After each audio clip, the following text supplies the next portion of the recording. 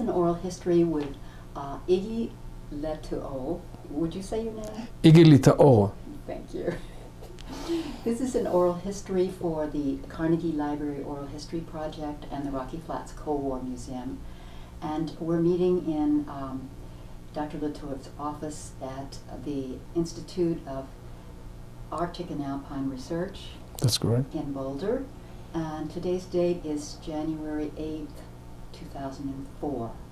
And I am Dorothy Charlo. So, as I promised, the first question will be, when and where were you born? Well, I was born in the state of Israel, February 9th, 51. Long time ago. Yeah. And you are an Israeli citizen? I am an Israeli and American citizen. You can't work in Rocky Flats without being an American citizens. Yes. So I have a dual citizenship. Mm-hmm. Can you say just a little bit about your background? Yes, I got my BA in geology and my master's degree in geophysics at the University of Tel Aviv, in Tel Aviv. Then I came to Colorado and I got my PhD in the Geological Sciences Department, as it used to be called back then, in 1986, specializing in geochemistry of alpine soils in relation to acid deposition. Then I spent about 5 years in this institute, in the Institute of Arctic and Alpine Research, as an extended postdoc, kind of waiting for my wife to get to finish her PhD in clinical psychology. And while working here on topics related to the alpine environment, mainly and the Colorado Front Range, on Niwot Ridge, and also I had one project at the Rocky Mountain National Park. In 1990, I applied for a job at Rocky Flats. They advertised for a soil scientist. And I got the job with the EG&G Rocky Flats. They just began. The EG&G was replacing Rockwell International, I think. And I was offered a job, reasonably well paid, so I was happy to take it.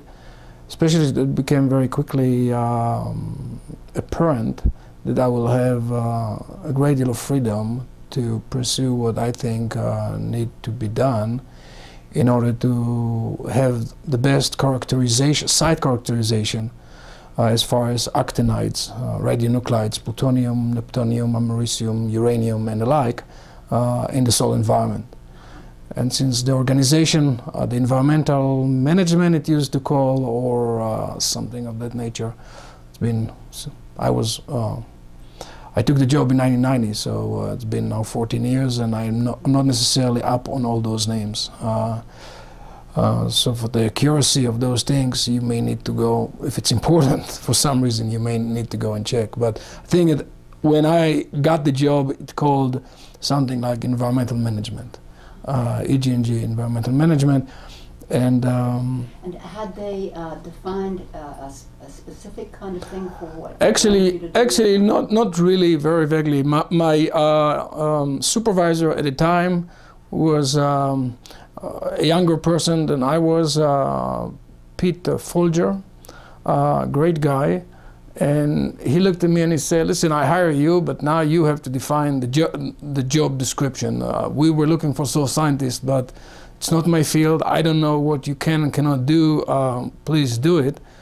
And actually, within 3 or 4 months, I was able to intimidate Pete with so much technical stuff that I helped him to make a critical decision, quit Rocky Flats and go back to school.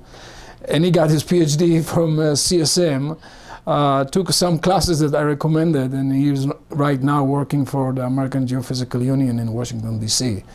So this is, I'm telling you... He was the person who had hired you. Yes, and I'm telling you that in order for you to understand that the working environment and the relationship among the people within this organization was outstanding. There was just an incredible bunch of people, many of whom were geologists that were practically were kicked out from the, I think, geochemical mineralogical exploration. And at that time it was kind of on the downside, and the environmental end start picking up, so most of them apply to work in different environmental disciplines. And the people who were working in Rocky Flats just apply several months before I did. So Pete, for example, found himself suddenly a supervisor just because he came there 6 months before me. But he was a great guy, great character, and he realized that if there is somebody who is better than he was in a certain field, he will let them excel and advance rather than I'm the boss, I'm telling you what to do. And that was not the case in Rocky Flats. Even Peter boss, Mike something, I forgot his last name now, that was the head of the organization, had a very, he was a relatively easygoing person that said whoever define their job in such a way that technically is sound, I'm behind him or her, and I will not put any hurdles and difficulties. On the contrary, I will support you. I think it was named Mike Arndt. But once again, I haven't seen him in so many years. I'm quite sure it's the right name, but okay. And now this was, production had already ended, so you went as part of what would be generally called cleanup, or? Yeah, yes and no. I think it was first defined as environmental assessment. Because before we would make a good assessment, you didn't have good knowledge of what to clean. Moreover, it was really the end of the Cold War, but the attitude in the site was still very much like a Cold War warriors. You come to work and you have armed teeth guards there that treat you almost as the enemy. Not welcome, good morning, we're tough, mean dudes. And for example, my car was a bumper sticker that says freeze the nuclear race, and I got few complaints there. And actually when they offered me the job, they made a comment and said, please do not come to work with that car. Yeah, so remember, before that I was here in Boulder, and all my commute was done by bike. And I had a car that I was rarely driving. And when I took that to the interview, I forgot that actually my wife put the bumper sticker in the back, because I never felt strong about that issue one way or another. In any event, this anecdotal story tells you the atmosphere. The atmosphere was of a gray zone between still Cold War, let's make more bombs or whatever they were doing there, and oh well, wait a second, we don't have to do that anymore, let's assess what we have there and clean up, shut up operation and clean the site. Were you aware of what had been produced at Rocky Flats? I knew it produced plutonium, but when I started, I had really no clear notion what this place is all about. I knew even relatively little about the Manhattan Project and the addition later in the 50s. I really didn't follow that closely. I knew that there were. While I was a student here in the early 80s, they had demonstrations and people were standing, holding hands, I guess, around the perimeter and all this. I followed that in the newspaper, but once again, my heart was not in it. I never attended those demonstrations. I felt that I actually was in support of strong national defense for this country. But I never really got into the details of that, didn't take a side one way or another. I got later much more educated, and I realized that it was by far an overkill, the amount of plutonium they were making. But once again, this argument or this opinion is irrelevant to what I was doing there, because they were not processing plutonium anymore. Yeah. Did you have experience with plutonium in the soil before taking the Rocky Flats? Nothing. I knew nothing about those elements. I barely knew they were on the periodical table. You know, you don't really look into the actinides raw when you're at school. It's most of them human-made elements, and I never, if somebody would have told me 10 years before I started working Rocky Flats that I will be working for Rocky Flats, I would send him for a mental institute. But you know, the economy as such, and as it turned out, it was very good working conditions and fairly challenging work. And I guess to my defense of taking this this job, and that's I guess how I got it in the first place, by saying, no, I know nothing about plutonium, but I'm well versed in soil science from physical point and from the chemical end. And if you have your fundamentals right, then learning about one element or another is just sit down and do some reading and get acquainted with the problem. And that's precisely what I was doing for the first 6 months. I was reading endlessly about anything I can put my hands on, either in Rocky Flats or in different libraries. Please remember that back in 1990, we didn't have the internet the way it's operating right now, and the site was still in the hush-hush business. In other words, a great deal of things from the library was not actually available to us, even to the people that have been working in Rocky Flats, because I was not Q-cleared, what they call Q-cleared. Oh, you were not? No, I was not, and I would never been a Q-cleared because of my dual citizenship. In fact, in different times during the Cold War, they most likely would not have cleared me, and then I would have to leave. Because the way it works, they hire you and then you go through the process. And according to what the interviewer, what she was telling me, that since I did not give up my Israeli citizenship, nor I had plans to do that, and I explained her that it will have no impact, even if I would, what would be the word, that when you give up a citizenship, there is a term for that. According to the Israeli law of return, I will get my Israeli citizenship immediately by going back to Israel just for a trip. It's a special law that if you are a Jew, especially if you were born in Israel and you are a Jew, the law of return guarantees your citizenship on the spot. So it makes no sense to renounce my citizenship. And I tried to explain it to her, but she was one of those classic American bureaucrats that could not handle a situation that it's not in her procedures. And she just said, so you won't get Q cleared? And I said, well, so I won't get Q cleared. But as turned out, because the place was changing, and I was never working in any of the buildings, I was always outside of the perimeter. Nobody really cared that you get no Q clearance. I got no clearance, even there is a what we call, what used to be a yellow thing, I forgot, it's something in the middle between non-clear and Q cleared. Interestingly enough, just another anecdotal story. During that transition period, I was in a meeting and somebody looked at me and he looked on my badge and he said, okay, you're not Q clear, where are you from? And I said, you know, my southern accent is quite clear, so I said, well, I'm from Israel. He said, okay, if you get a Q clear, come to me and I'll tell you about the Israeli nuclear program. The last thing I wanted to know is about the Israeli nuclear program. Those guys don't hold punches if you know too much about a program that it's a hush-hush as well.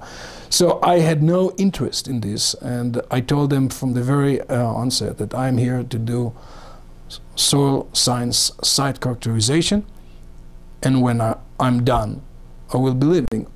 Although, when I began, the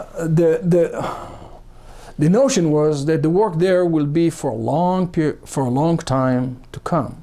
Now, because they thought that it will take between 5 to 10 years to finish the characterization, and then a cleanup begin. And the idea was that if you want to stay, providing Iggy was running the show, you will have a kind of a long-term commitment both ways, yourself to the site and the company who runs Rocky Flats to its employees. And that's the cue I took.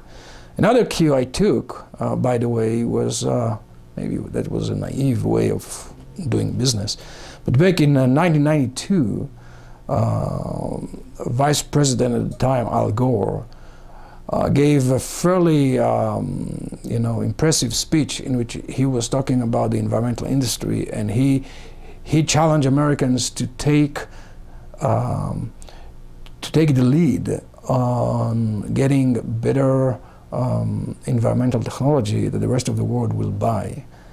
And that was the cue I took, and I said that's what I am hoping to do in Rocky Flats, is develop also not only site characterization, but develop certain technology that the site actually can sell and make money. That was my concept of how to turn this place from whatever it was to a new thing. And indeed, so in that sense, you were interested in cleanup and doing yes, research that would lead to. Absolutely. And during this period, those 5 years that I was employed there, indeed they changed their name at some point. DOE spent exuberant amount of money just for a name search that later the name was changed anyway. But it was called something like Rocky Flats Environmental Technology Site or something like that. And that was one of those things. We will develop technology for environmental cleanup that the world will buy. And my management, EG&G management, and DOE supported my work 100% along this line. Their DOE support had evaporated overnight once Kaiser Hill took over. But that maybe the change came with Kaiser Hill. The change came with Kaiser Hill, and it was like one day I had $2.5 million or something like that annually for my work. Next day, I had zero. Dead sharp. But maybe I'm putting the cart ahead of the horses here in the story. But that's how it was terminated. Very quick. Kaiser Hill didn't care for any of this philosophy and principles of working as I described. And this is unfortunate because we were very close to finish two things that I believe we could have marketed successfully. But that's beyond the point here. Well, can you describe a little bit about your work and okay, how so it's complex? Okay, yeah. So as I said, in the first 6 months, I realized very quickly that I was given lots of latitude here to generate my own work environment. But to do that, I had to write a work plan, or what I called a proposal, since I came from this institute that lived mainly on soft money, where people applying mostly to the National Science Foundation. I adopted this mode of operation, and I told them that I will be writing a detailed proposal to DOE, although the money was there. It's not that I had to compete for it, but so I wrote a full proposal in which I identified 1, 2, 3, 4, maybe 5 different facets that I would like to study. The first one was spatial evaluation analysis of actinides within Rocky Flats and beyond Rocky Flats boundaries. So that was job number 1. Job number 2 was to assess how deep those actinides migrate within the soils. And the third one, most complex one, was the fate and transport of actinides in one side. It was the most contaminated one. It was outside of the perimeter, and it was several acres that was clearly that it would be very difficult to clean without getting into a tremendous amount of cost. And I was looking for, first of all, to understand fundamentally how actinides actually moving, and we thought that if we come with basic understanding of those lines, other DOE sites would benefit, and that everybody support that notion. The other is to come with a relatively cost-efficient way of handling that particular site. and it's called it has a bad name at the time. It was americium zone, although it was mainly of plutonium, relatively less americium. But that was a zone east of the 903 pad, outside of the perimeter fence area, which I spent almost 5 years studying in huge, great detail, very, very comprehensive. And during this time, I also developed a very close relationship back with the University of Colorado and Iowa State University and some other institutes, which my approach was as follows. I would hire only graduate students, although EG&G offered them full salary and compensation package and whatnot. So they were normal employees, but my caveats was that they must be graduate students, that I would supervise with other people within the university. And so that would give some objectivity in terms of why did you? I did that because I believe that people who are pursuing higher degrees will be far more dedicated to the proposition. Secondly, at the time, as I was told, that that's the cheapest way of getting highly skilled people, because I hired them mainly from the environmental civil engineering department here at CU, and I thought that I will pay them normally you pay the graduate students. EG&G, because of bureaucratic way and the way they are handling their cost and their cost benefits and whatnot, they decided eventually to hire them full time. Of course, I would not resist it. If you guys want to pay more to somebody I hired, much more, fine, you know, you had the money, no problem. But and I also did they have to be cleared, or eventually at that stage the clearance business was going out the door. So some of them did get a higher clearance than me, simply because they didn't have the baggage I was carrying. But that was not the point, because none of them worked within the buildings.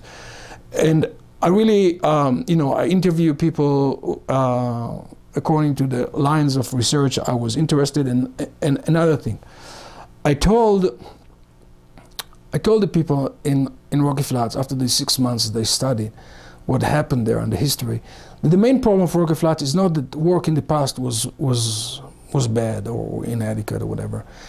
Is the hush-hush environment that they created. They actually shot themselves in the foot.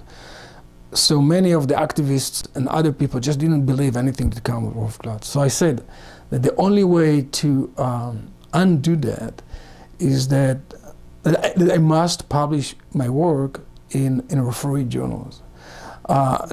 It will also be written or compiled in EG&G reports. And I don't care much about those reports. I told them the only thing that would stand, and I think that's why you're here today, because of this decision, that I told them it will pass a normal review board outside of Rocky Flats, outside of DOE, EPA, CDH, you name it, all this organization, normal, my peers, my colleagues. And by doing so, we will gain the one thing that we don't have it right now, is respect to the work we are doing here. And it was one meeting that, so long as I've been working within Rocky Flats, people didn't know about what's going on there, what I'm doing. You know, my immediate supervisor knew, and as I told you, I got, and when Peter Folger left, I actually became my own manager. I think I was reporting to someone, but yeah, I was reporting to someone, but it was a very loose connection. I knew, everybody knew that Iggy has that soil mission, and he's doing his work, not to worry about it. And you've got cooperation. And I've got cooperation, and every year I got more money, because, see, the way that things work in Rocky Flats in a rather awkward way sometimes. If you don't spend all your money by the end of the fiscal year, the next year you'll get less.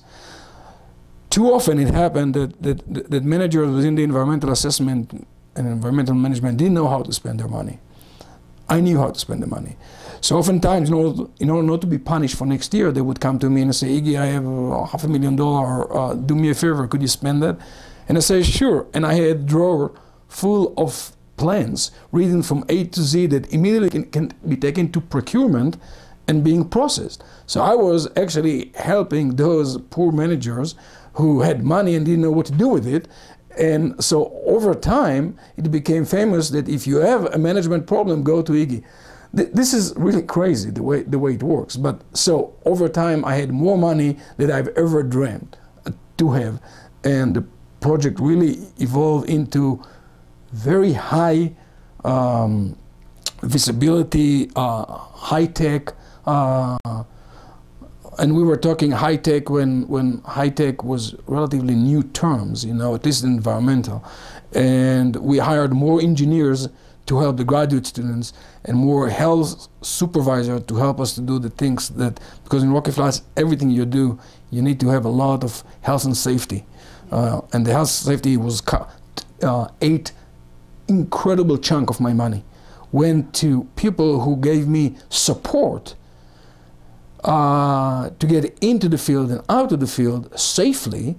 Therefore, the budget was so inflated. For example, one day I was working in a place that was relatively contaminated, and when they frisked me out, the machine was screaming.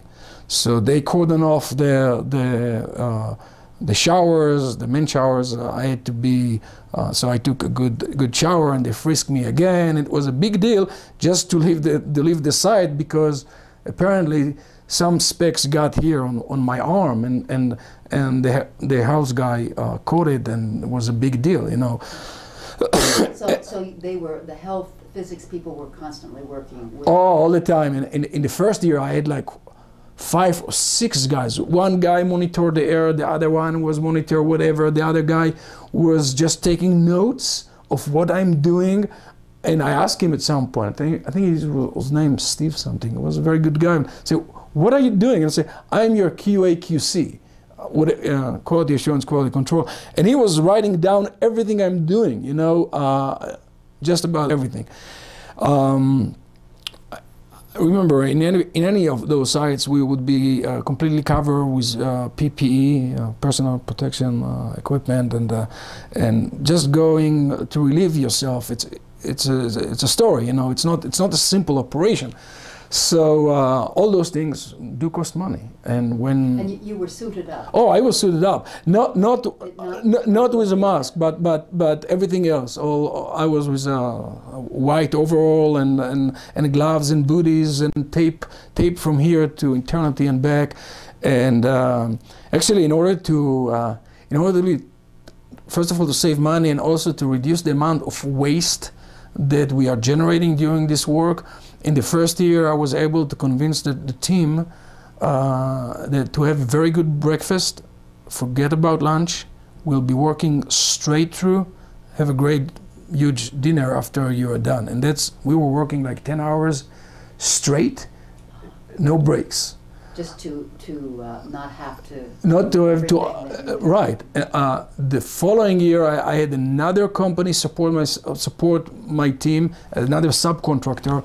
One of the guys there was from the union, and he said, over my dead body, I will report you, whatever. I didn't find a reason or rhyme or interest in fighting that. So they would stop every 3 hours or whatever, generating a lot of, because in order to get out, you have to undress yourself, put everything in the trash, and take a break. And then when you go to the field again, you put your everything, all the suit. Then I think in the third year, they found a middle way in which you take only the gloves off, you stay with your overall, you can eat, I think, or I don't remember now. You can drink, that's for sure. Yeah, you can also eat, and then put the gloves again. They improved the techniques, but we generated tons of waste during this work, and that's what I've tried to minimize. But I realize some people are not necessarily, and maybe rightly so, would be willing to work 10 hours straight, especially since they were just support crew, and why should they work so hard? But this is where the concept of students really work, because the student is highly motivated. He has to get his PhD or a master or whatever. So he had more to gain by doing so, just working. For him, it's also a intellectual challenge. So therefore, I got people to, actually, I had even one student that she was actually DOE employee that came to work for me. So it was definitely a very attractive project that many people, after some point, when it got a little bit fame, wanted to be associated with. People from other companies asked to be guided, to be given a tour guide to see what we are doing, what is all hoopla is all about. I got a lot of support from all different kind of organizations within Rocky Flats after a while. For example, photography. All I have to do is call them, they would come, suit up, and take photos, as many as I want. Every day, every hour, they were on call just for this project. Many things were done in such a way that the Rocky Flats, EG&G, Rocky Flats, and later on also DOE, truly supported, because they saw that as actually one of the more successful story that came out of this work. So after 9 months or so, maybe more, I think it was in 92 now. We're now in 92. We started having some data. We you know, a lot of things start being, you know, we are now passing the stage of a proposal that was, as I said, distributed among my peers within Rocky Flats, and also I sent it to a guy from Iowa State and a few people from the Desert Institute in University of Nevada, and somebody from the USGS here in town. All soil scientists or geochemists, and also I think one was sent to Oak Ridge, and I got comments. I incorporated the comments. I accepted most of them, if not all of them, and I got the green light. Go ahead and do the work. And this is something that was very different to the type of work that most people in Rocky Flats was doing. Most people, towards the end, by the way, of EG&G, they had over 400 people under the stripe of environment. Very few of them ever left their desk. They were desk junkie. Some of them are modelers, which is fine. Some people were doing work in absolutely remote control. And here is a guy that says, I'm going to the field. I'm doing the sampling. That was like, what? What are you going to do? Are you going to actually dress up and do the actual work?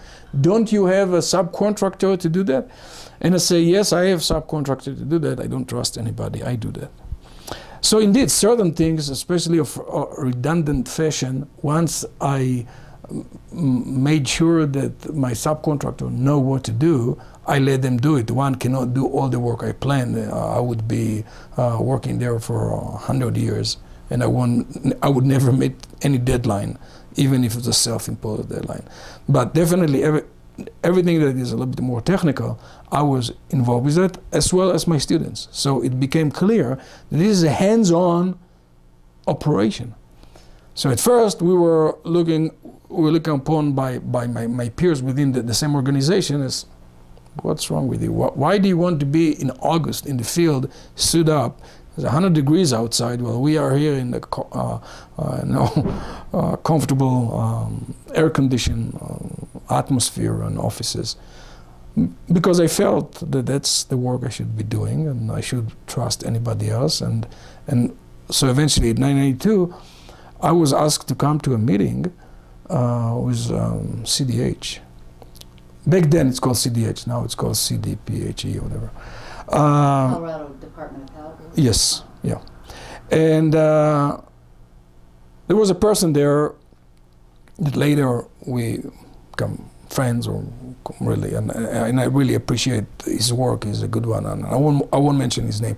But he was part of the Citizen Advisory Board to CDH or something like that, or I don't know, maybe the name is different, but CDH hired some large organization from people all over the country to help CDH to oversee the cleanup job in Rocky Flats. And that person,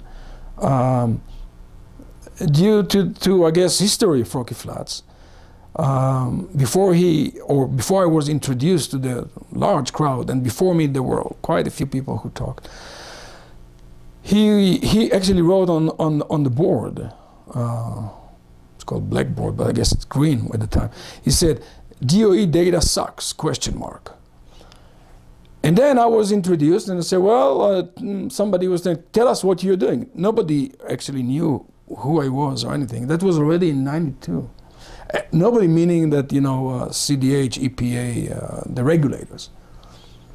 And I told this guy that he should never be used this term, DOE sucks, because it's my data. It's not DOE data. You could see DOE personnel sitting there fainting. What do you mean is your data? Their facial expression. And I said, I'm sampling it, my name on it, I will publish it. So if you write on the board DOE data sucks, which is fine, you should, when it's come to soil science, you should write Iggy's data sucks, and you better defend that. You could see people who were just could not believe this new attitude. And it went on, and I realized that I had the audience in, you know, palm of my hand, so I played that card quite well. I'm a reasonably good orator, even if this is a second language. And I made it clear that I'm in charge, that the type of work I'm doing, and I outlined everything I'm planning to do. 2 weeks later, I got a letter from somebody from CDH. Her name is Naomi something. I forgot her name now. Once again, so many years since I was, and she thanked me for what she called a fairly entertaining presentation, and they are behind me and support me, and please just send us your publication as they come available, your reports, blah, blah, blah. It was a major breakthrough. Suddenly, the regulators don't see us as a bunch of hypocrites who are doing whatever and trying to hide things. Suddenly, they give me, free hand. Go ahead, do your work. We barely understood what you're doing anyway. Publish it, and we will support you. A new era in Rocky Flats. And that was about 1992. 92. That was my first major breakthrough with the relationship between Rocky Flats and the regulators. The EG&G organization, as far as the environmental assessment and management, immediately took realized this cue and was 100% behind me. Sometimes my manager at the time, her name was Wanda Busby. I think, I hope she's not in Iraq now, because she is an Air Force major or colonel in the reserve. And being a military person, sometimes my free style of expression was getting on her nerve, but she knew that I'm trustworthy. Besides, I guess what worked for me at the time, being an Israeli, I'm an ex-captain in Israeli Special Forces, so people realize, being an airborne and whatnot, all those military folks in Rocky Flats realize, oh, but he has also military experience and so forth, you know.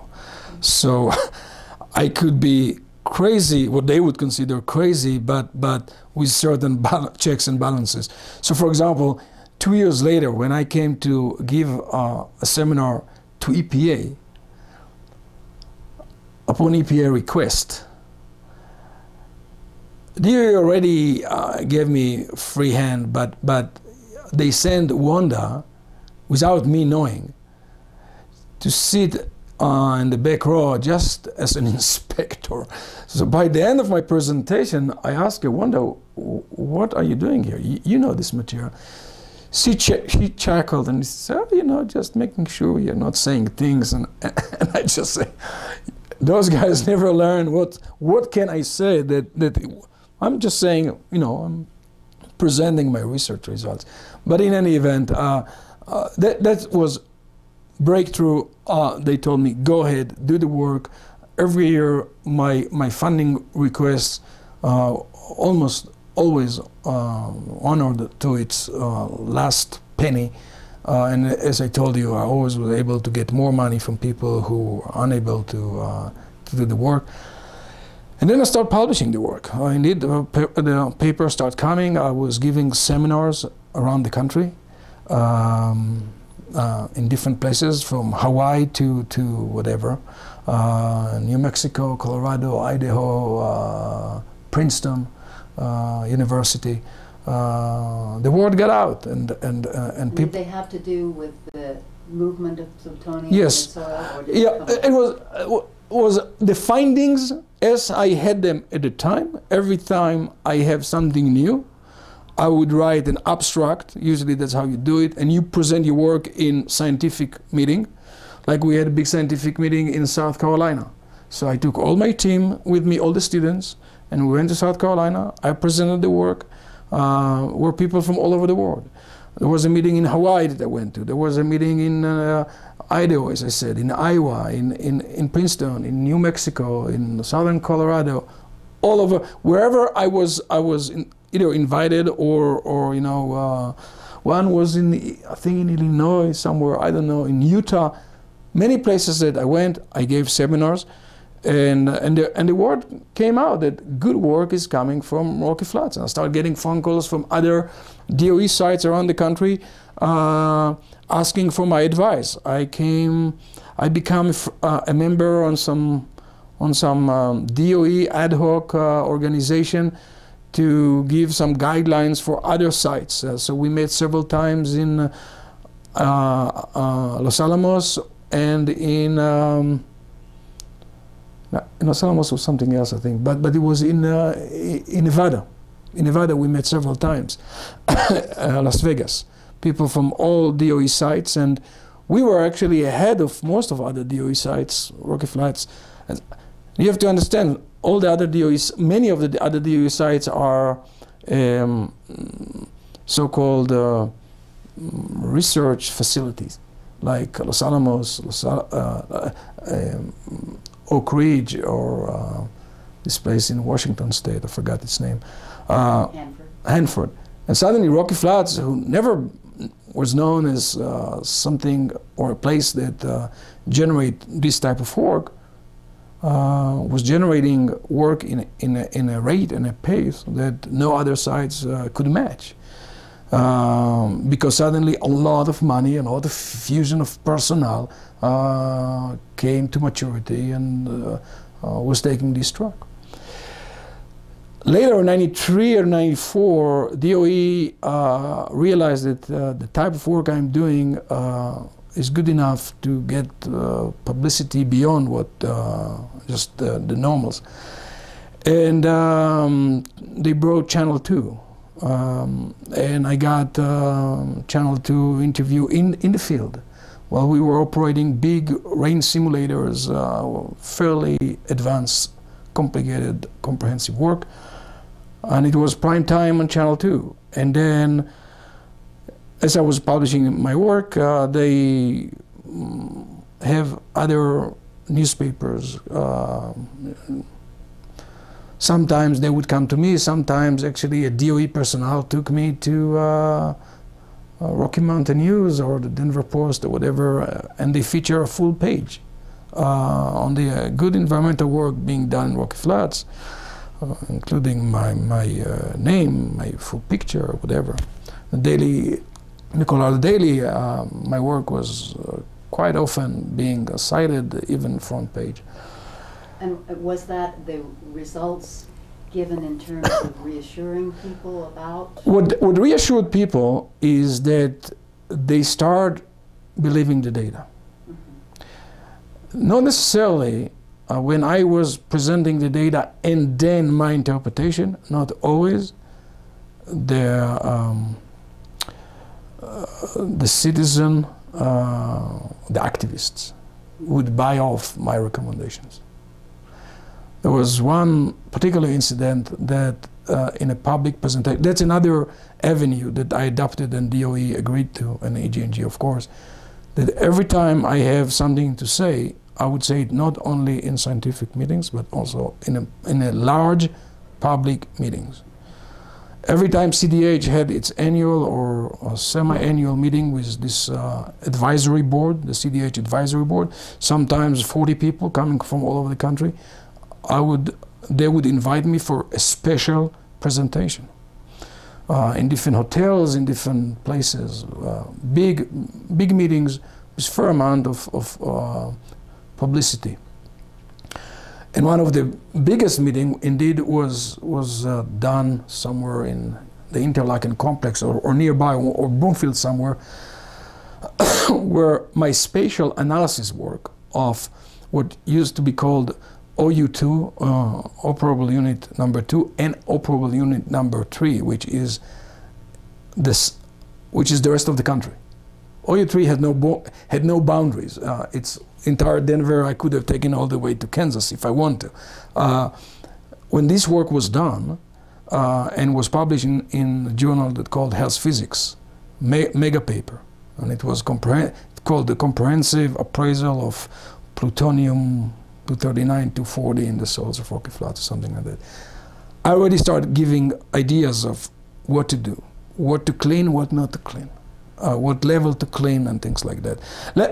I was using health physicist guidelines of what level to clean. I didn't determine that, but I was using other people's guidelines and compare that to very detailed spatial analysis that geostatistically and was very robust. Really could not have been attacked, in my opinion, anyway.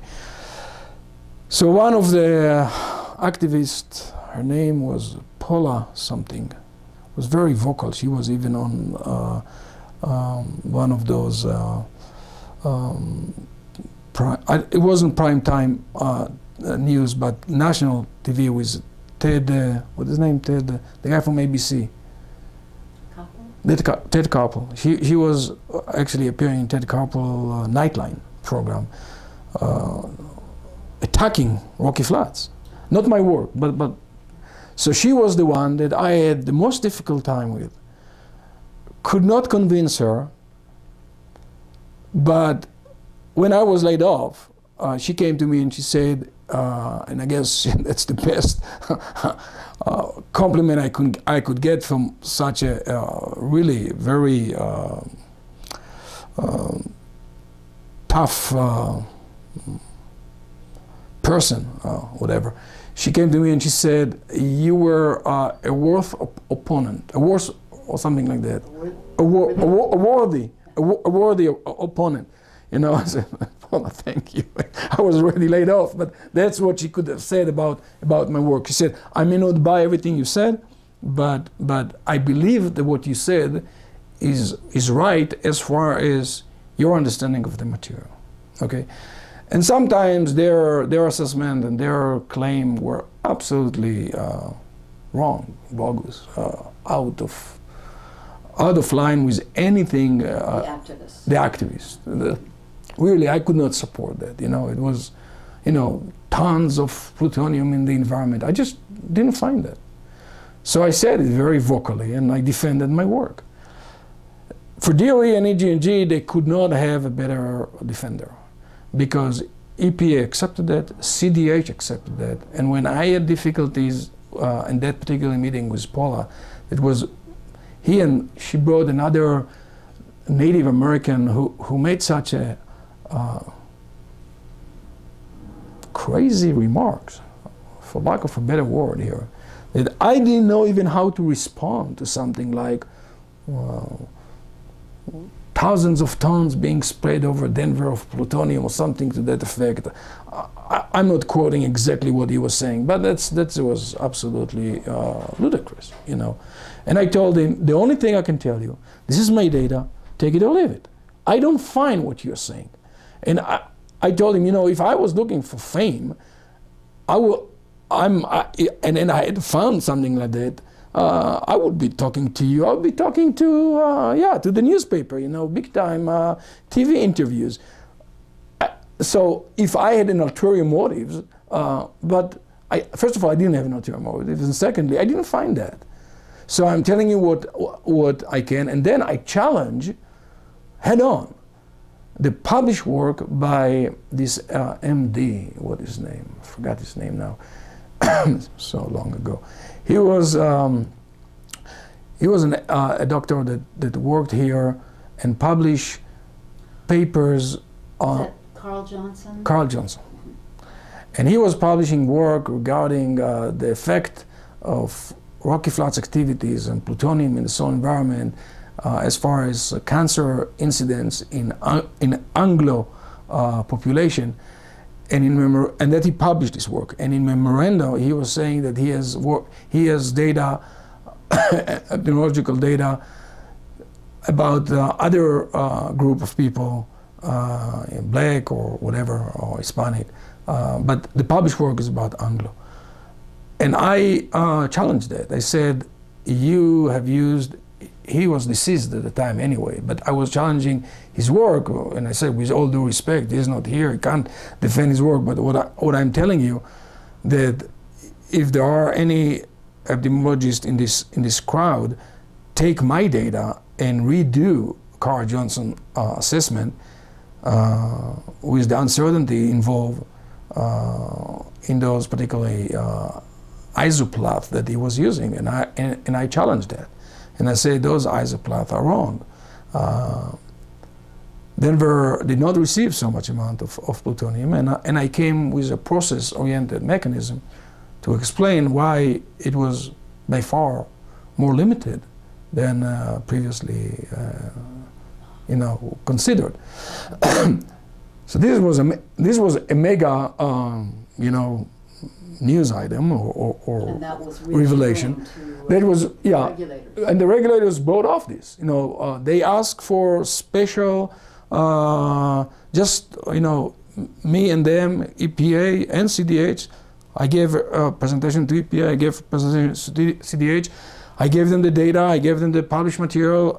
The raw data was available anyway because it was on the data bank of Rocky Flats, and it was available to the regulators, and some of the regulators did use this data, reanalyze it the way they do, whatever, and nobody challenged my findings.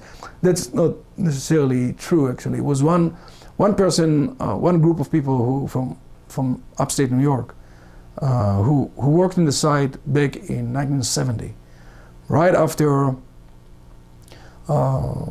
the 903 pad fiasco and the 69 fire.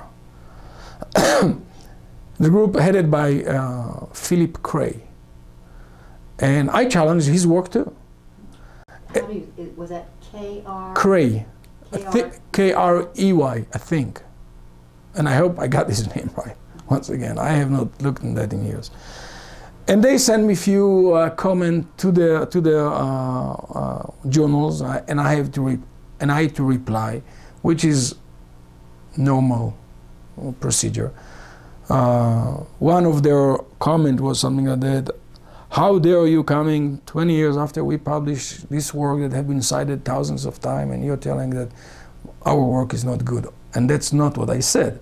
I said that they put way too much weight on one point, which skewed the entire plume towards downtown Denver. And that's what Carl Johnson was using. And I had by far more data in a much more, I would consider, geostatistical way to show that that's not the case.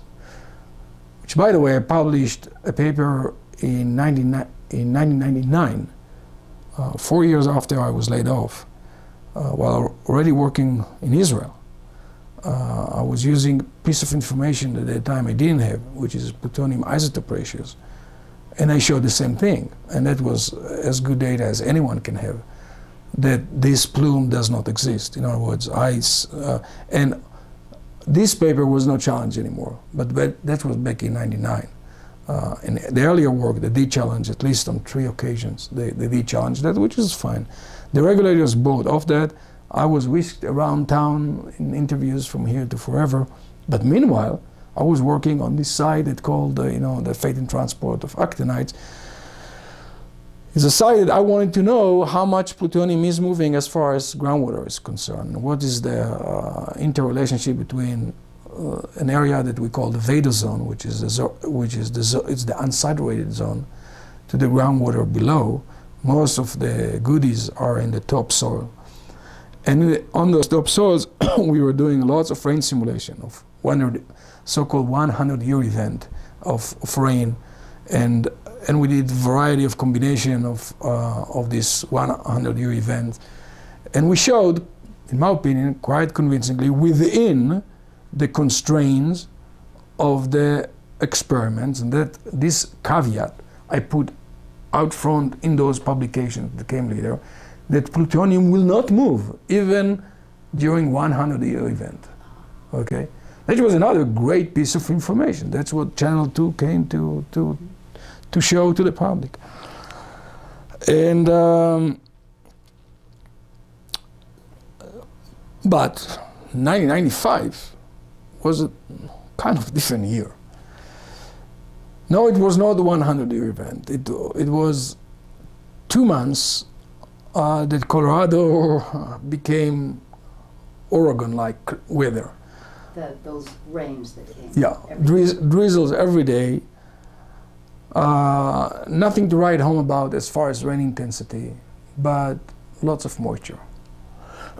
We have all the instruments on site that every morning the technician would come and log on the computer in the lab, not in the field, and know what's happening. May 17, 1995, I'm getting a phone call and say, Iggy, you better come. Something differently is happening. Our offices were in Interlaken, not in Rocky Flats anymore. My laboratory was in Rocky Flats, and my field was in Rocky Flats. So I came, I took one glance and I said, everybody, stop what you're doing. We're going down, put on your PPE, and we start sampling. I can't believe what's happening here.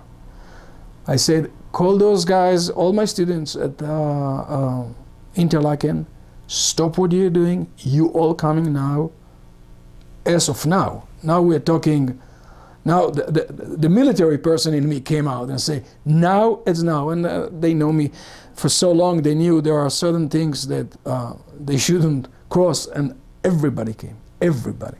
I had a team there of 30 people. And other people that heard that something is happening wanted to come, okay, to see. The place was soaking. Groundwater reached surface, which never happened in my experiments. And we were sampling. And we took pictures. A year before, I published a paper that saying that plutonium sometimes is moving upward after it migrated down by earthworms activity.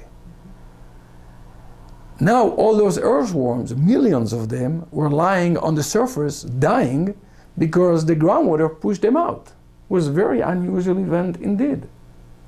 And it turned out that a lot of plutonium was in those interstitial waters that became surface water and was flowing to Woman Creek. Woman Creek overflowed. You could have a kayak there. I mean, there was just water everywhere, unreal. The event of May 17 was something like a 30-year event, or 15-year event. But it came on top of what antecedent, what they call antecedent soil moisture, was almost 100%, was saturated. The water had nowhere to go but surface. So usually when it infiltrates to the ground, now it just flowed downhill. This was against everything I said and published in numerous meetings, as I described earlier. So trust, faithful to my word and the way of operation, I said in the next public meeting I had, But I was wrong. Mother Nature, he showed us that you cannot simulate everything, and the things we didn't simulate happened to be the important stuff. While this was happening, Iggy was leaving, and Kaiser Hill took over. And we got the boot. In spite of the fact that I had shown the site to those Kaiser Hill folks, I explained to them what happened on May 17th. I showed them the data, and I told them, listen, this is a new ballgame here. This is completely different from what we thought. Well, did not fit their ideas of cleanup. Excuse me, our tape is just about to run Okay. out, so we're going to change it. All right, go ahead.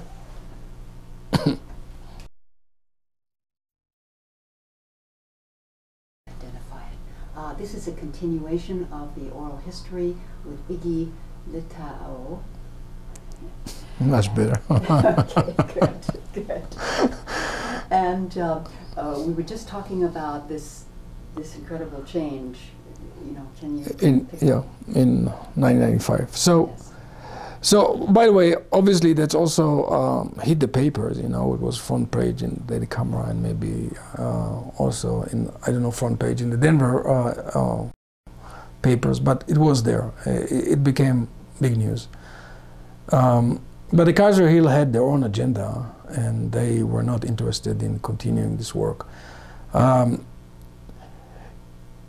What I would recommend, I don't know what you're going to do with this interview, but one of the, for people to understand the magnitude of the work at that hillside, there are lots of pictures that describe, that give a good sense of the amount of instruments that we have there. It was electronic jamboree. I mean, it was really high-tech in its best, and we were, as I said, now I come back to that, we were almost towards the end of developing of one gadget that, in my opinion, we could sell and make profit big time.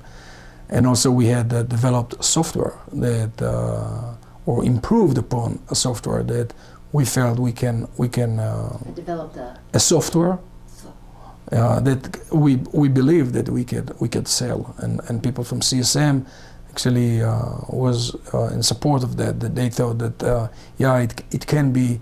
If we improve some of it, you actually can sell that and make money out of this environmental work. And that's, as I said, I felt that's how at least some part of the organization within Rocky Flats should be heading. I'm not saying I was right, and I'm not saying this is just that's beside the story. That's a story within a story.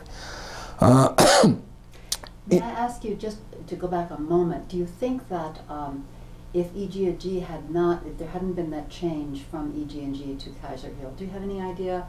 Would I know for a fact. Okay. This is a very easy answer, because the person who ran EG&G at the time, her name was Sue something.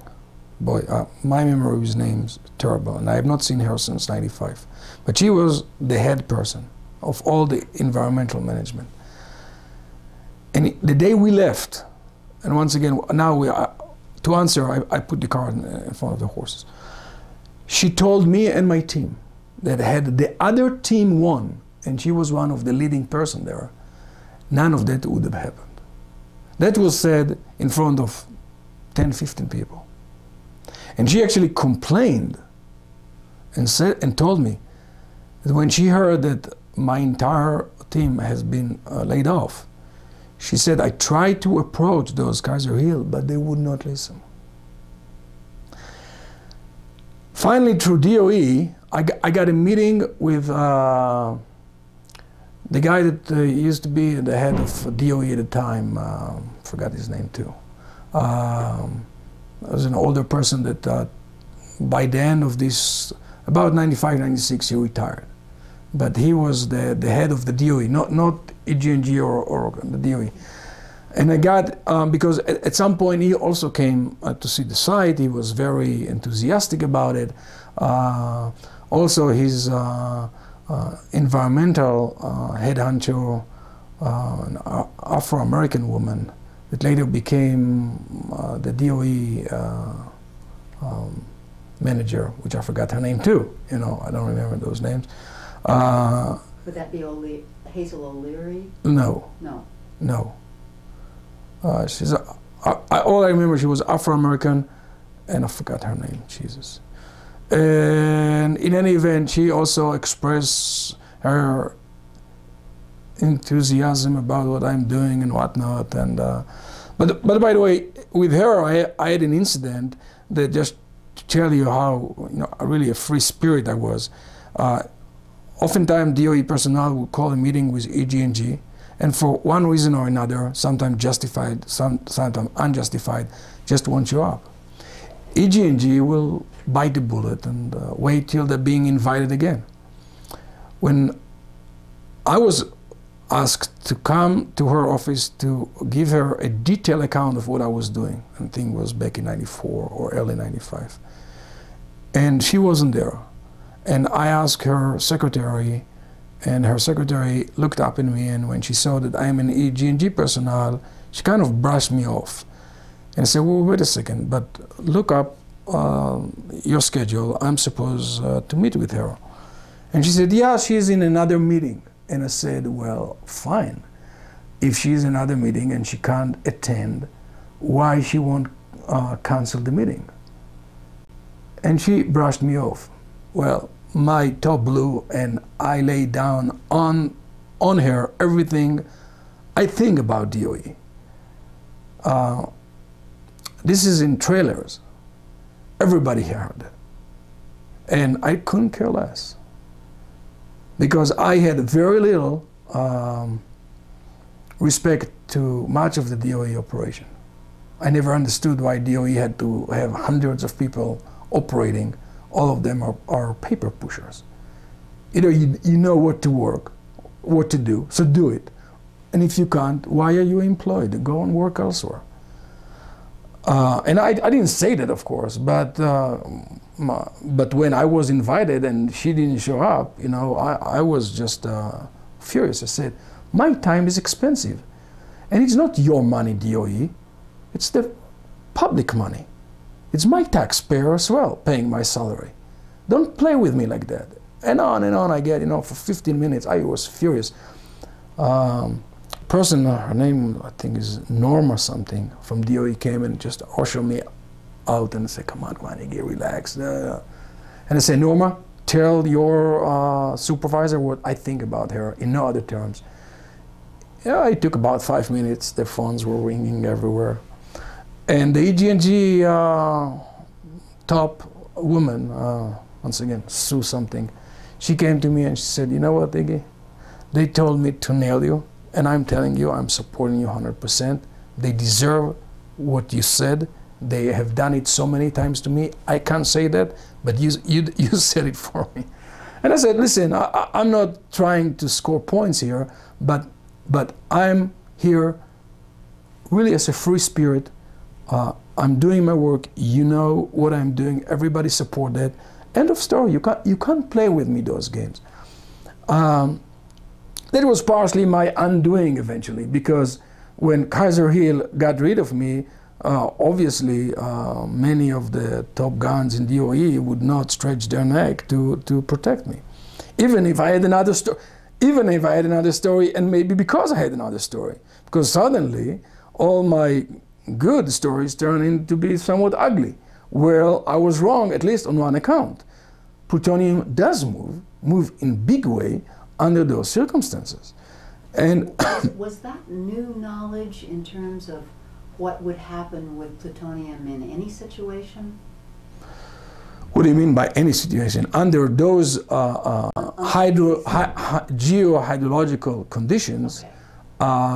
It was new that plutonium can move in a such forceful way. There was studies in Los Alamos that suggested that plutonium and americium can move up to 3 kilometers. Those studies later were challenged, by the way, by other people. But I took, and it was published back in 1990 in Environmental Science and Technology, I think.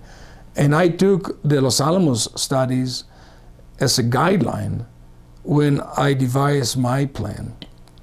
Until 95, my work was saying, well, notwithstanding the work at Los Alamos, I don't see it in Rocky Flats because of, we have different conditions, whatever. And suddenly I'm saying, oh, wait a second. Under those conditions, those things can move and can move big way. I'm not saying it will reach the water reservoirs of the city of Denver, but it's not as stable as we thought. And I devised a plan. But now I was already unemployed.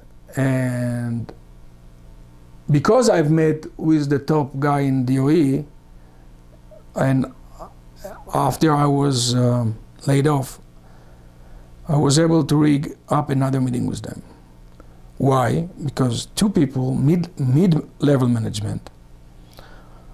One, I think, is John Rampy, I think his name, and the other name, Bruce something, which is not working for DOE anymore, I forgot his name. Both feel that it's absolutely wrong, and they have done their best to undo this decision. They were rebuffed by their management. Absolutely wrong that you were. I was laid off. One of them came to me, Bruce came to me and said, I am ashamed of what happened with DOE. I can't believe this. So I told him, well, at least what you can do is get me a hearing. He was actually unable to get me a hearing with this Afro-American lady, but John Rampy was able to generate a meeting with her predecessor just before he left. And I expressed my outrage to him, and I said, listen, you've been in my side. You expressed this unrelenting support. You said, we will support you for many years, and suddenly you disappeared. What happened? Now I have a different story, so you change the side. No, that's not the case. Show me. And I show him the data, which was still very raw, was not processed. And he said, we'll come back to you. Well, there was a lot of going on. I was pulling and pushing every string possible. So I got a meeting with a guy named Bob Card, I think.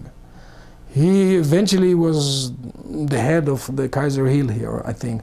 But at the time, he was the head of the environmental section. I don't know which company he works for. They came with an array of many companies, which I didn't follow all the structure. And I had a meeting with him in his very cramped office, because it was transitional still, with lots of his lieutenants, lots of women who sat in the back. And they all look at me in a very stern way. Here's the guy that stirred the pot, blah, blah, blah. And once again, I outlined the signs, and he looked at me, and I realized he looked through me, and he kind of saying, you didn't make my priority list. What can I say? No, I didn't make your priority list. I said, fine. I turned, and he said, I will come back to you. Of course, he did not. Eventually, what happened, within Kaiser Hill, there was another company, the company that ran the environmental business, forgot their name. They had another name. And their manager, everywhere he went and tried to talk to the public, somebody would get up and say, what about the work by Iggy? I think he heard that 50 times in less than 2 weeks. So when, at some point, I called him, he said, come to my work. I was already not unemployed. You'd already gotten I was already discharged or released or whatever. Got the boot, that's how I called that. So he said, come to my office. I must meet you. I mean, so as I was sitting there, I said, listen, everywhere that's his words, I didn't know that. Everywhere I go, they ask me about your work. What have you done here that it's such that the public is so interested in?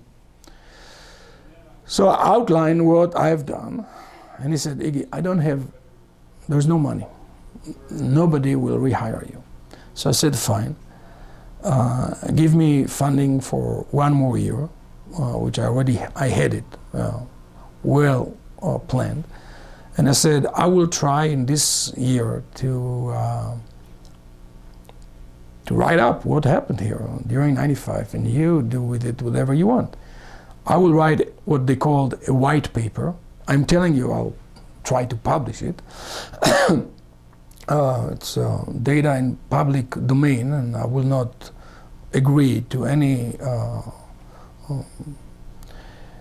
hush-hush business here. It will be, it's a public domain. It should be 100% transparency here. He said, okay. I mean, he didn't care. He said, fine, no problem.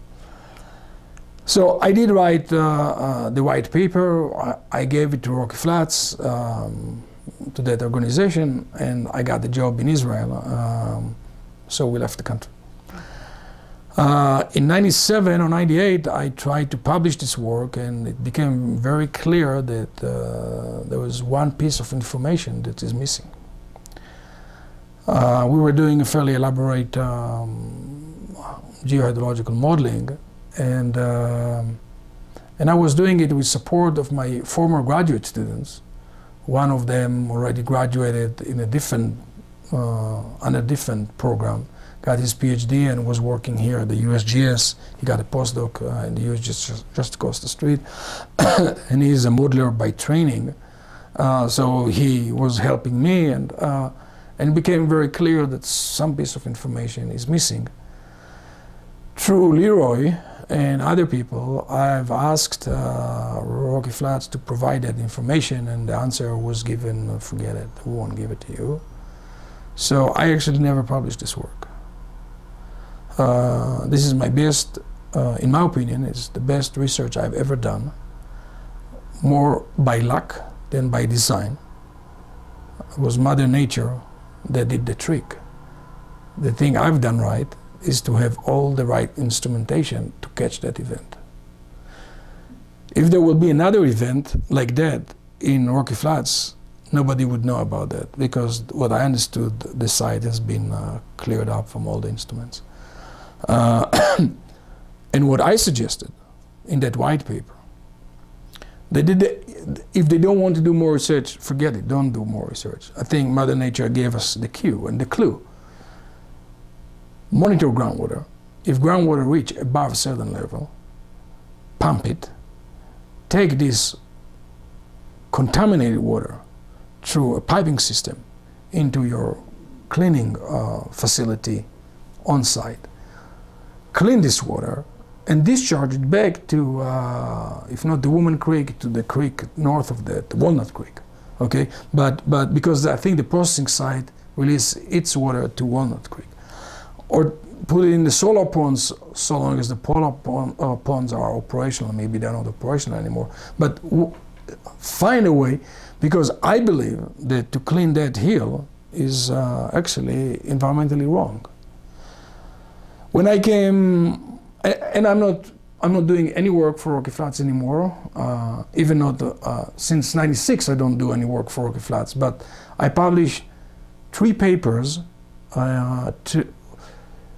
One in '97, one in '98, and one in '99 that is Rocky Flats related. While I was already in Israel, and I wanted more publication to get tenure, so I had the data, I've done it. And also because I felt, not only because of my personal thing of tenure, but also I felt that to get the record straight here. The public pay for my work here. I'm paying back by putting those scientific papers. They are in libraries. They are part of the Rocky Flats heritage, legacy, whatever. And you can read them and judge for yourself what we were doing and what we know about what's happening. Unfortunately, as I said, the best piece has not been published. The only thing that there is this white paper that was given to Rocky Flats, and I have no clue what they were doing with it. Another piece of information which is interesting, I guess, because I didn't go quietly, and because, you know, they claim that they laid off 2,000 people, and why it's one person that makes so much noise, well, what's... And I said, okay, here's the argument, but here's the other side of it. 2,000 people were working here. none could have done what I could have got the public attention the way I did, because they were doing other things, for better or worse. And if I had something working for me, is the trust that I have developed with the public, and I wanted to finish this work. And I wanted to finish the work in such a way that you will have a good plan of how to clean the site, not a bad plan of how to clean the site. Okay, now it's a little bit, now I'm a little bit choppy here because there is now 7 years that there's nothing to talk about, because 7 years that I'm not here. But when I return this year for a sabbatical, working on phosphorus, not now you're employed in Israel, in a college in Israel. I'm a professor there in a college that's specialized in biotechnology and environmental sciences. I have graduate students from the Hebrew University of Jerusalem, and they're working on issues of wetland and watershed sciences, all related to the global change or climate change business. Has nothing to do, of course, with radionuclides. But when I came here, a good friend of mine from the USGS sent me an email 2 days after I landed here and said, please give us a talk in another group of that related to the citizen that interested in water quality and Boulder watershed and things like that. So I told him, listen, I didn't bring anything with me. All my stuff is obsolete, or if not obsolete, I'm not up to date of what's happening in Rocky Flats. No, we would like to hear it. Fine, I went to the library, photocopy my own work, and make transparencies out of it. I don't remember now how to use transparencies anymore, because we're all usually using the computer, the PowerPoint presentations. And I made a presentation here in the public library. And after I was done, a person that, forgot his name, me and names are terrible. He's from the Citizen Advisory Board, one of those organizations. He came and he actually thanked me for my presentation, and then he updated the audience with what's happening on site. And he was telling me, to my surprise, that the site I was studying is due to a complete cleanup by some new technique of huge vacuum cleaner or whatever. I don't know. I don't have the details. So I can't comment on what he was saying. On this particular type. My recommendation was different. My recommendation was that don't touch the site. Make sure it's 100% plus vegetated, so you won't have saltation, you don't have dust removal and whatnot. Control the groundwater, and you can, it's a relatively small site compared to the entire Rocky Flats, but large enough. The major cleanup will cost hundreds of millions, maybe more. And I believe that this country can use this money more smartly or better, give it to the homeless, whatever, rather than clean up some bloody hill that we can, with a simple monitoring device, can live to itself. Some people are afraid that that some other people would like to clean the site to such a level that eventually it will be open up to development, which is wrong in my opinion. There are areas that are contaminated in such a way that should be left open, wildlife refugees not being touched. So you would feel that it can't be cleaned up to that level? No, I didn't say that. It can be cleaned, but it's an issue of cost. How much are we as a society willing to put to clean some hill that there is no need for? Just now it's really a matter of priority. But I won't comment on their work because I haven't read anything. I don't know, maybe they have a good plan, but when I asked him how much it will cost, he said it will be expensive. He knows it will be very expensive. Maybe the radical among the activists, that's what they want. Fine. I mean, I thought back then, and I still think that that's probably an error. And I will finish in another anecdotal thing, unless you will have more questions. Over the years that I was unemployed, that I was not employed, that I was already in Israel, and my work was occasionally mentioned. And you actually can follow that on the internet, because a great deal of what the Citizen Advisory Board is doing is being published on their site. There were people who later, after the layoff, was hired in a rather clumsy way to review my work. Why I'm saying clumsy way? Because the guy that hired them and were supposed to facilitate this review, and the review of my work came as a result of public outcry. So they hired a guy from CSM and two others, but gave them maybe 1/5 of the reports and publications ahead. Worse, I was not involved in that. If your record is being reviewed, I should have prepared a dossier, not some other people who don't know the stuff. So my dossier was prepared by people who really couldn't care less about the results, and the results of this review was less than satisfactory. When I got the results and I read through it, I was stunned. And I wrote a very strong rebuttal of this review. Sent the letter to the 2 or 3 people who reviewed it and asked for their reply. Never got one. But I was upfront on that.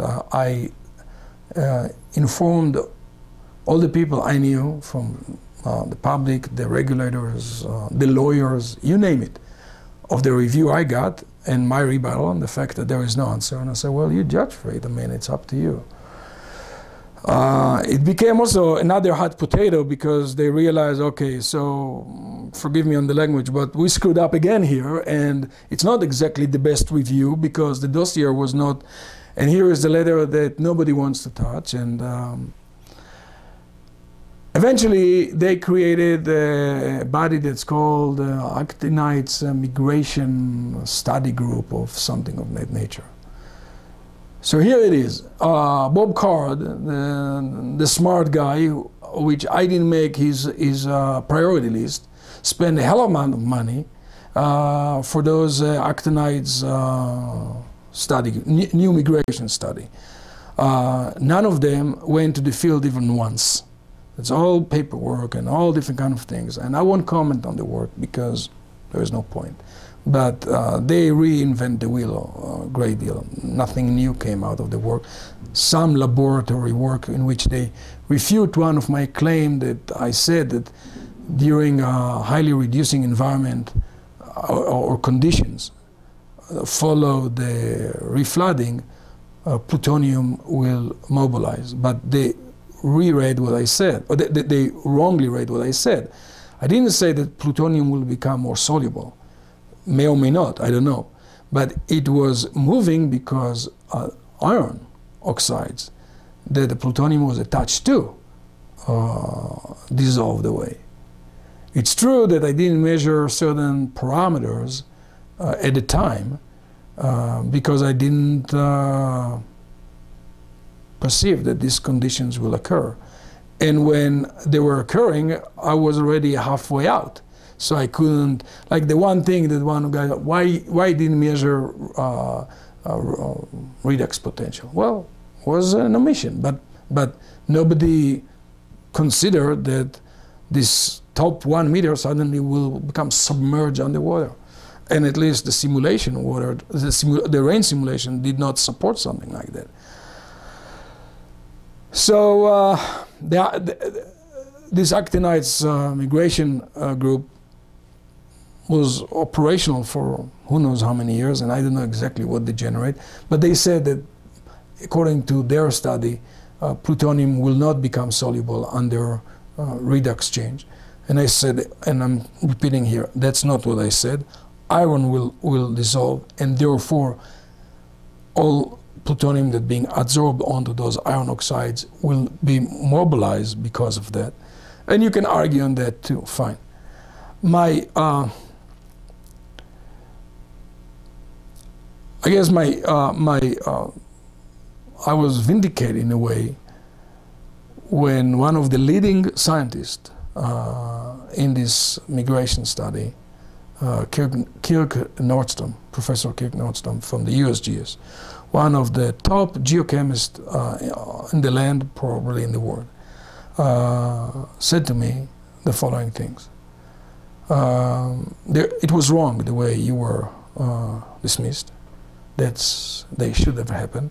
And I wish I had the opportunity to work with you as part of acting as Migration Advisory Board to what you were doing, but that ain't going to happen. And we departed as friends, and we shook hands. And that twice that I came to this country, twice that I came to this country, once in '99 and once in 2003. I mean, last year.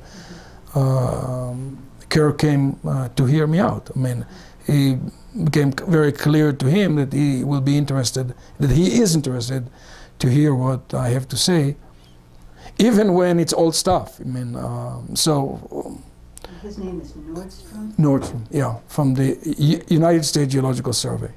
And he's one of absolutely the top geochemists of the country. So I felt exonerated by his comments, and because other people in this meeting. See, unfortunately, we're all humans. We all have feelings, and one person that was the most critical about my work has applied to work with me, and I declined to work with him because I didn't feel that the proposal he wrote was good enough, and I told him so. The guy from CSM. But I didn't think it became such a personal thing, and even I said, listen, if I had more money, I would have considered that. But what you wrote is not. I didn't believe back then in too much laboratory work. You need to do it in the field under field conditions, and if you want to do it in the lab, you change the conditions such that has nothing to do with reality, in my opinion. And suddenly he was in charge of my review, and I guess he put a dagger in and make a quarter of a revolution. Fine, I can live with that. And when I asked Kirk about that person, I won't mention his name, and he said, forget him. I mean, that was, I don't know what he wants, forget him. So when I heard that, once again, I felt good about it because the review of my work, in my opinion, was never done under truly impartial setting. There was always something behind that. Kaiser Hill would not admit wrongdoing. I was just one out of 2,000 that was laid off. What the hell he wants? And is it your belief that they formed this actinide migration study? Yeah. Yeah, because of public pressure. Absolutely. There was no that was not in their planning. Yeah. For them, it was waste of money that otherwise it would have been their profit. Plainly put. And I would challenge any of them to come forward and tell me that I'm wrong. Because they came to town fresh, behaving like they know everything. As if the 5 years that EG&G spent, and I'm not defending EG&G, I don't care about EG&G as a company, but I was part of that. Remember what I told you earlier. DOE data sucks, it's not me, it's my data. And many people later within EG&G organization took that cue. That's how we work. So give us credit for the 5 years that we really worked around the clock. Okay, EG&G didn't even apply to this renewal. You came, you got the job, but you don't know everything. You know, come on, give some respect here. And they behave like elephant in a china shop. And I don't know about other projects, but when it comes to mine, they broke the china. And people were shouting, you know, hey, that's wrong. And they had to respond. They didn't respond because I was disgruntled employee, as one of the DOE referred to me at some point. Regardless how I felt, yeah, I definitely felt betrayed. And I can give you another 2 hours explanation why, and I won't go through that. This interview is not about me, it's about the work and Rocky Flats history, not about my personal feelings. Although once again, we're all humans, and you know, I was definitely being identified with the work I was doing. You came here to review me 7 years after I left, not because I was a nameless, faceless individual in the EG&G organization, like most of the people in EG&G were. Nobody remembered the names. When you look back at working at Rocky Flats, what do you think were the best things about working there? The camaraderie among the people. Unparalleled in any organization or university I've ever been associated with. My best friend in America is a guy from Rocky Flats. They used to work in Flats. When I met his father years after we were working there, I half jokingly told his father that that his son is the brother I never had. It's a guy that I've been cycling in South America with, climbing in South America with. We're always on the email. We've been in British Columbia. We will have this friendship going for the rest of our lives. And he is not the only one. And when I meet people from Rocky Flats, which I have not met in years, we don't shake hands, we embraced. I'm surprised sometimes because there are certain individuals that I thought I was a colleague of. But when we meet, it's more than obviously it's more than that. In 2001, I came here.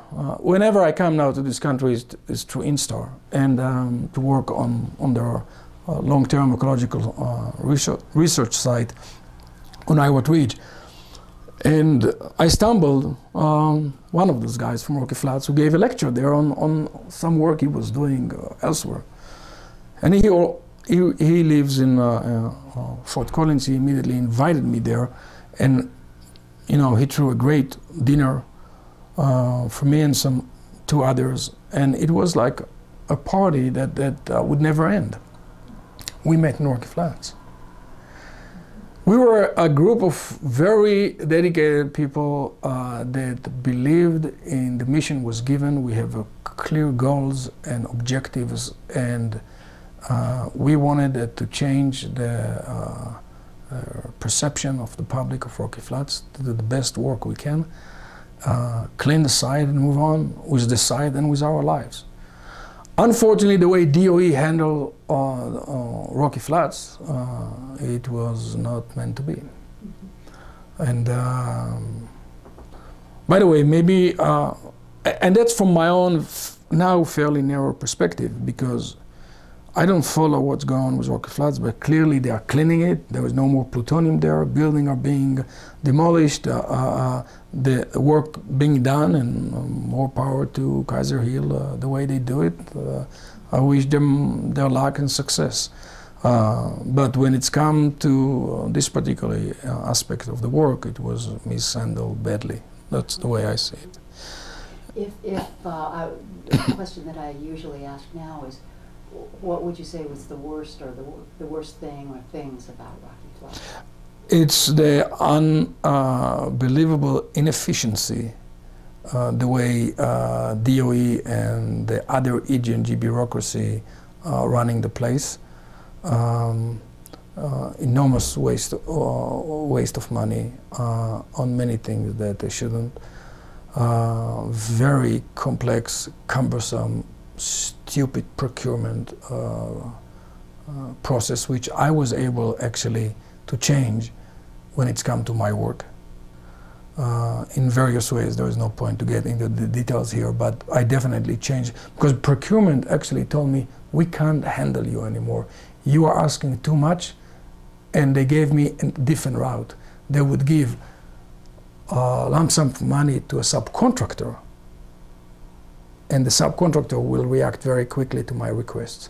And then by the end of the year, the subcontractor will report to EG&G procurement. It was such a cumbersome organization I've never seen in my life. The whole concept of you must spend your money by the end of the year or you never have that. Even when you see towards the end ways to save public money, but next year I've got this great idea that I would like, no, they will punish you if you don't spend that money. I can't understand this way of thinking. It's funny, you know, I'm reading now a lot about the 19th century history of the US, especially around the Civil War, the life of General, later President Ulysses Grant. Washington, D.C. has not changed since the mid-19th century.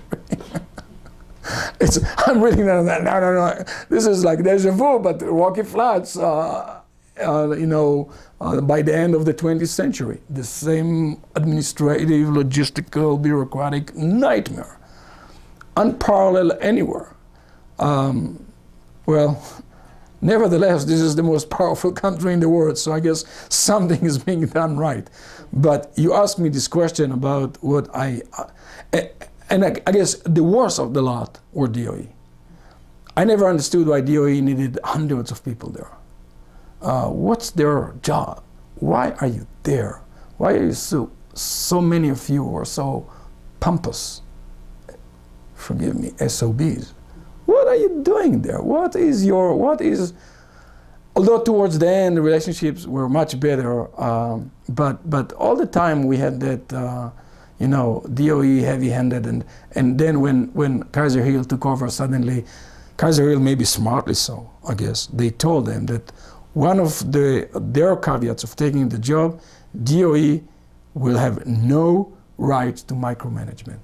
It's the micromanagement of DOE that was so wasteful during the years I was working there. Unnecessarily, unreasonable, well, but you know, you asked the question, I answered, but it's not something, this is something that I don't have as a memory, I don't care for. The other question was, in my opinion, and that's, if that's the end of this interview, that's how I would like to end that, is the fact that the camaraderie among the people who work in Rocky Flats for 5 years, and was like extended family by all measure. Okay, if that's answered your... Okay. Maybe this is a good place to end there.